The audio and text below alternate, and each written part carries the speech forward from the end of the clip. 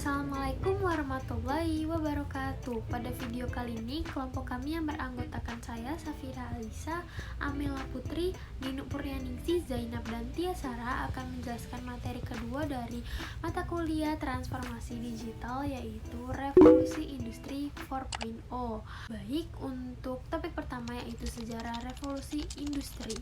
Dilihat secara historis, revolusi industri terjadi secara berurutan dari revolusi industri 1.0, yaitu pada tahun 1750.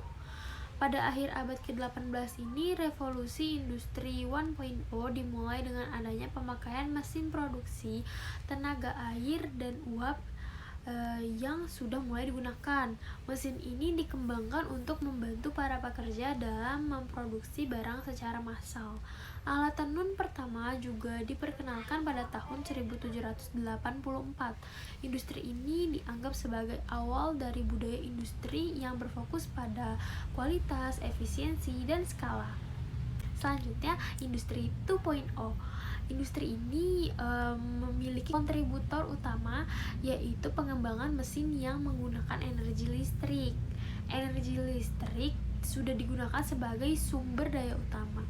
Mesin listrik lebih efisien dari segi biaya maupun dari segi usaha. Jalur perakitan pertama juga dibangun pada revolusi ini. Revolusi industri 2.0 yaitu produksi secara massal yang memiliki pembagian kerja berdasarkan yang diproduksi dengan bantuan listrik. Selanjutnya, industri 3.0 yaitu manusia tidak lagi memegang peranan penting pada revolusi ini karena berawal dari aplikasi teknologi informasi yang otomatisasi dalam produksi pada tahun 1970-an. Penemuan berbagai perangkat elektronik seperti komputer, termasuk transistor dan IC (Integrated Circuit), dapat mengganti tenaga kerja manusia secara lengkap dalam beberapa kasus. Programmable Logic Controller pertama kali digunakan pada tahun 1960-an adalah salah satu penemuan penting pada industri ini yang menandai otomatisasi elektronik. Komputer pada awalnya merupakan mesin raksasa yang tidak memiliki RAM, tidak dapat menerima perintah dari keyboard, hanya menerima perintah melalui pita kertas. Komputer ini memiliki daya listrik yang sangat besar, yaitu 8.500 watt. Namun seiring berjalannya waktu, kemajuan teknologi berkembang luar biasa pesat. Setelah Perang Dunia Kedua, penemuan semikonduktor, transistor, kemudian integrated chip yaitu IC membuat ukuran komputer semakin lama semakin mengecil, listrik yang digunakan pun semakin sedikit, serta memiliki kemampuan berhitung yang semakin canggih. Ukuran kecil komputer ini memiliki kemudahan karena mesin-mesin dapat dihubungkan melalui lini produksi. Komputer pun menjadi pengganti tenaga kerja manusia. Selanjutnya, di industri 4.0, tren industri 4.0 ini menggabungkan teknologi otomatisasi dengan teknologi cyber. Berkembangnya industri internet dan telekomunikasi pada tahun 1990-an ini saling berevolusi dan terhubung, merupakan penggabungan antara industri manufaktur dengan teknologi pintar terbaru. Beberapa bidang teknologi yang mendukung industri 4.0 ini yaitu sistem integration, Internet of Things, cyber security, the cloud, dan lain-lain. Industri 4.0 ini bertujuan untuk membangun platform manufaktur yang cerdas dengan aplikasi informasi jaringan industri. Tren pada industri 4.0 mengubah banyak bidang kehidupan manusia, termasuk ekonomi, dunia kerja, bahkan gaya hidup manusia pun berubah akibat kehidupan di revolusi industri ini. Baik, terima kasih. Sekian penjelasan dari saya, akan dilanjutkan oleh teman saya. Yang kedua adalah bagian revolusi industri 4.0. Konsep industri 4.0 menjadi dasar perkembangan revolusi industri keempat, diperkenalkan oleh Jerman pada tahun 2011 di pameran perdagangan Hannover Messe dan menarik perhatian dunia. Sejak saat itu, efeknya telah terjadi di berbagai bidang seperti bidang pendidikan, bidang teknologi, dan juga di bidang masyarakat. Dalam kutipan Alex Gray, para pemimpin bisnis, pendidikan, dan pemerintah semua harus proaktif dalam meningkatkan keterampilan dan melatih kembali orang-orang sehingga semua orang dapat memperoleh manfaat dari revolusi industri keempat. Bidang pertama adalah bidang pendidikan. Seiring berjalannya waktu dan zaman yang semakin berkembang, terjadi perubahan pada tingkah laku dan perilaku manusia dari masa ke masa.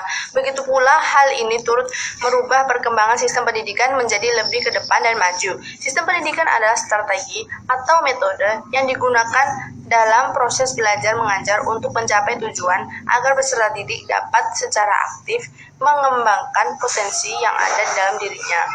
Dan pada industri 4.0 meminta dunia untuk menghasilkan pekerjaan jenis baru, tenaga kerja berpengetahuan.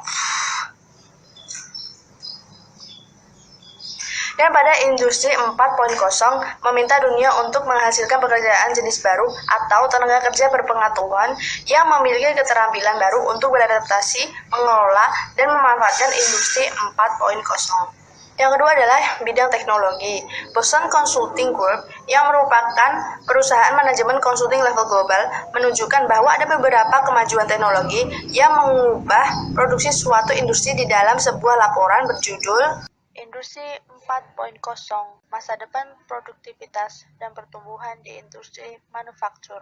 Dan yang terakhir adalah bidang masyarakat. Salah satu dampak terbesar dari industri 4.0 akan terjadi pada pola kehidupan masyarakat karena dengan adanya perkembangan teknologi, gaya hidup orang juga berubah-ubah.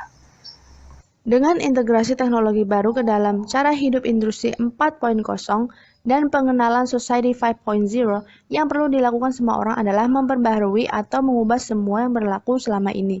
Pekerjaan baru muncul untuk beradaptasi dengan inovasi atau perubahan, sementara beberapa pekerjaan sudah tidak relevan atau hilang, dan beberapa pekerjaan lainnya menjadi banyak peminatnya. Penerapan teknologi baru mungkin menimbulkan masalah, seperti kehilangan kepribadian dan timbulnya rasa malas pada masyarakat. Ini dapat dianggap sebagai efek negatif dari industri 4.0 pada masyarakat. Di sisi lain, juga memiliki dampak positif. Teknologi ini telah meningkatkan pengembangan budaya karena menyediakan akses yang lebih mudah ke bidang yang diminati. Karena pengembangan teknologi membantu orang menghemat waktu. Mereka dapat meluangkan waktu untuk mengembangkan diri. Kemudahan telah meningkatkan di banyak bidang kehidupan masyarakat. Transformasi era industri ini sebenarnya tercermin di semua bidang masyarakat. Misalnya, dalam bidang akademis, mata kuliah industri 4.0 telah ditambahkan oleh beberapa sekolah di tingkat perguruan tinggi. Pekerjaan yang muncul karena adanya industri 4.0 yang dinyatakan dalam beberapa sumber, salah satu sumbernya menyebutkan sebagai berikut. Yang pertama adalah Industrial Data Scientist. Profesi ini didasarkan pada pekerjaan manajemen Big Data, bertugas menganalisis data, dan bekerja untuk membuat hasil analisis berguna bagi perusahaan. Dan yang kedua adalah Robot Coordinator, bertugas melakukan tugas pengawasan robot produksi dan memastikan pemeriksaan rutin terhadap robot. Yang ketiga adalah Cloud Computing Expertise, atau keahlian komputasi awan, bertugas memastikan bahwa komputasi awan berfungsi tanpa masalah sehingga bahwa semua data dari titik manapun dapat diakses dengan server internet yang persisten. Yang keempat adalah Wearable Technology Design, atau desain teknologi yang dapat dipakai. Bekerja dengan menggunakan kemajuan teknologi untuk mendesain produk yang dapat dikenakan dan pada saat yang sama juga dapat dirancang sesuai dengan permintaan pelanggan. Dan yang terakhir adalah 3D Printer Engineering. Nah, untuk selanjutnya terdapat pilar-pilar fungsional di era revolusi industri 4.0 yang mana merupakan teknologi baru yang dapat digunakan untuk meningkatkan semua bidang proses produksi, meliputi yang pertama ada Internet of Things atau IoT, konsep komputasi tentang objek sehari-hari yang terhubung ke internet dan mampu mengidentifikasi diri ke perangkat lain, yang mana digambarkan sebagai sistem di mana piranti elektronik seperti RFID, tag maupun sensor tertanam dalam suatu perangkat elektronik kemudian dihubungkan dengan internet. Perangkat elektronik ini dapat berupa ponsel, pembuat kopi, mesin cuci, headphone, dan lain-lain. Nah, terdapat 7 prinsip dasar yang menopang IoT, yaitu Big Analog Data, Perpetual Connectivity, Really Real Time, The Spectrum of Insight, kemudian Immediacy versus Depth, Shift Left, and the Next V. Dengan menggunakan aplikasi dari IoT ini, pengguna dapat merasakan kemudahan, konektivitas, dan efisiensi. Contohnya, asisten dalam perangkat Apple yang biasa disebut Siri, yang mampu memberikan jawaban dan melakukan pemerintah tanpa kita harus mengoperasikan ponsel kita secara langsung. Kemudian yang kedua ada augmented reality.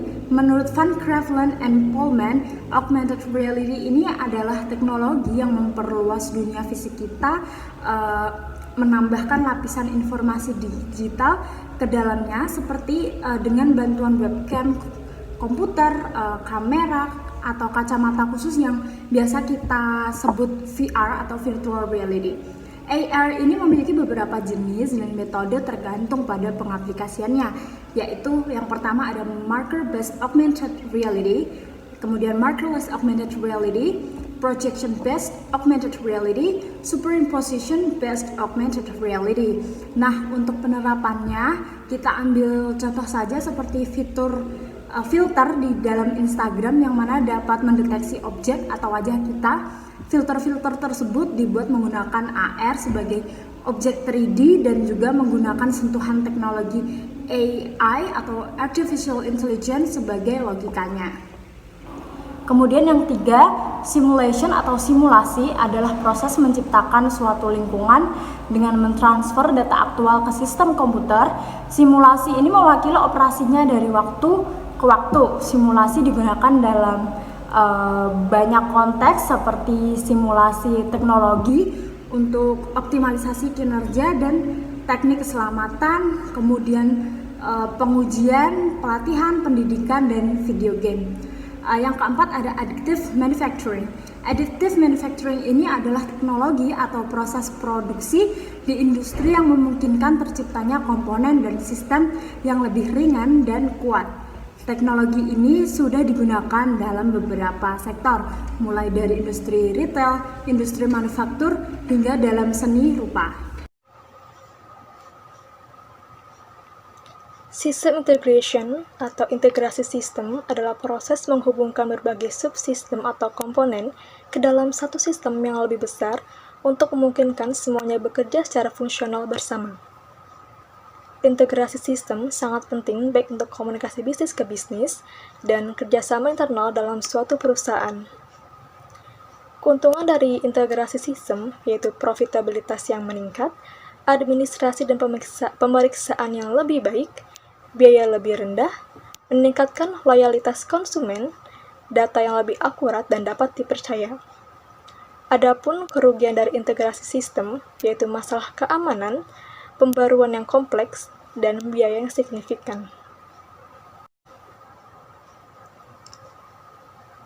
Cloud computing. Cloud computing atau komputasi awan adalah ketersediaan sumber daya sistem komputer sesuai permintaan, terutama penyimpanan data atau penyimpanan awan dan daya komputasi tanpa pengelolaan aktif langsung oleh pengguna. Jenis cloud computing ada tiga, yaitu cloud publik, cloud pribadi, dan cloud hibrida. Cloud publik dimiliki dan dioperasikan oleh penyedia layanan awan pihak ketiga yang mengirimkan sumber daya komputasi mereka seperti server dan penyimpanan melalui internet. Microsoft Azure adalah contoh dari cloud publik. Kemudian, cloud pribadi mengacu pada sumber daya komputasi awan yang digunakan secara eksklusif oleh satu bisnis atau organisasi.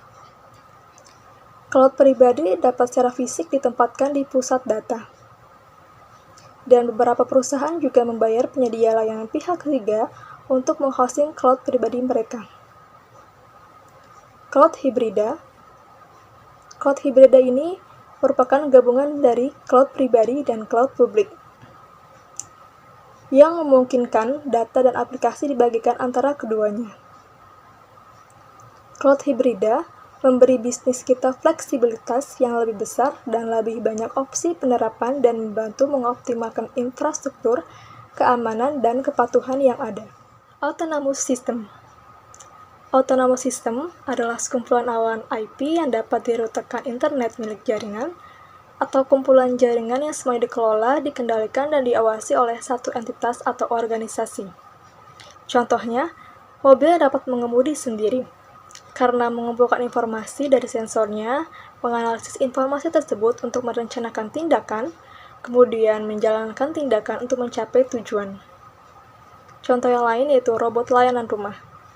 Robot layanan rumah dapat dianggap sebagai autonomous system karena ia mengumpulkan informasi tentang dunia di sekitarnya.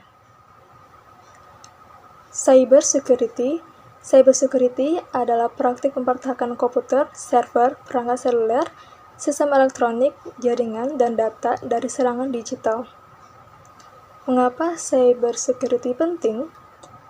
Dengan meningkatnya jumlah pengguna, perangkat, dan program di perusahaan modern, ditambah dengan peningkatan banjir data yang sebagian besar bersifat sensitif atau rahasia, maka pentingnya keamanan cyber terus berkembang.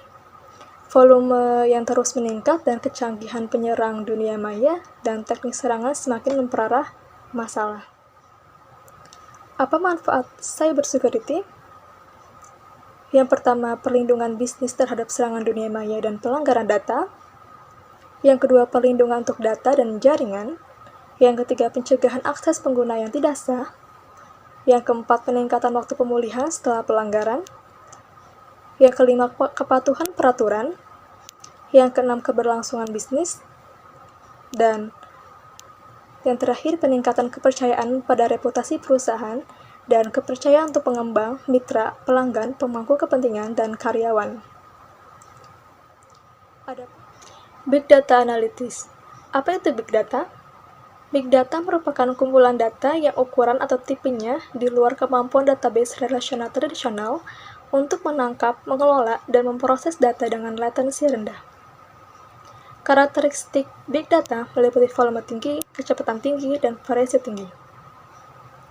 Kemudian, apa itu Big Data Analytics?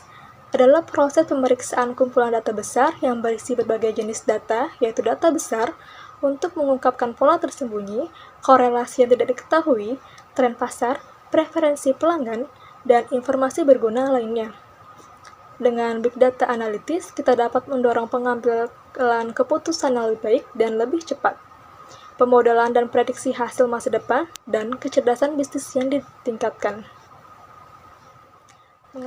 Mengapa Big Data Analytics itu penting? Big Data Analytics membantu organisasi memanfaatkan data mereka dan menggunakannya untuk mengidentifikasi peluang baru serta mengarah pada pergerakan bisnis yang lebih cerdas serta operasi yang lebih efisien. Keuntungan dari Big Data Analytics yaitu pengurangan biaya, pengambilan keputusan yang lebih cepat dan lebih baik, meningkatkan pengalaman pelanggan, pengembangan dan inovasi produk, serta manajemen resiko. Baik, selanjutnya saya akan menjelaskan isu dan tantangan di era Industri 4.0. Penemuan teknologi baru telah membuat pengembangan industri dari adopsi awal sistem mekanis hingga ke arah otomatisasi saat ini agar responsif dan adaptif terhadap kebutuhan dan tuntutan pasar yang dinamis. Ada beberapa tantangan dan masalah mendasar yang dapat terjadi selama implementasi Industri 4.0. Yang pertama, yaitu Intelligent Decision Making and Negotiation Mechanism. Di era Industri 4.0, perusahaan dituntut dalam sistem pengambilan keputusan yang cepat dan juga optimal. Pada sistem perusahaan yang cerdas, dibutuhkan lebih banyak kemampuan otonomi dan sosial sebagai faktor kunci dari sistem yang terorganisir sehingga banyak melakukan pengambilan keputusan. Lalu, yang kedua, yaitu Manufacturing Specific Big Data and Analytics, merupakan sebuah tantangan untuk memastikan kualitas tinggi dan integritas data yang direkam dari sistem pabrikan. Anotasi entitas data sangat beragam dan merupakan tantangan yang semakin besar untuk menggabungkan beragam repositori data dengan semantik berbeda untuk analitik data lanjutan. Lalu yang ketiga, yaitu sistem modeling dan analitik. Dalam pemodelan sistem, untuk mengurangi persamaan dinamis dan menyimpulkan model kontrol yang tepat, sistem harus dimodelkan sebagai sistem manufaktur yang terorganisir tersendiri. perlu dikembangkan untuk sistem yang kompleks. Lalu, yang keempat adalah cyber security, di mana faktor keamanan cyber menjadi sangat penting seiring dengan peningkatan konektivitas dan penggunaan protokol komunikasi standar di era industri 4.0. Kebutuhan untuk melindungi data dan sistem perusahaan dari ancaman keamanan cyber meningkat secara dramatis. Lalu, yang kelima yaitu ada investment issues. Masalah investasi adalah masalah yang umum bagi sebagian pelaku bisnis berbasis teknologi baru di bidang manufaktur. Investasi signifikan yang diperlukan untuk mengimplementasikan industri 4.0 pada awalnya berupa UKM. Namun nyatanya, implementasi semua pilar 4.0 membutuhkan sejumlah besar investasi untuk satu industri. Baik, cukup sekian dari kelompok kami. Kurang lebihnya kami mohon maaf. Wassalamualaikum warahmatullahi wabarakatuh.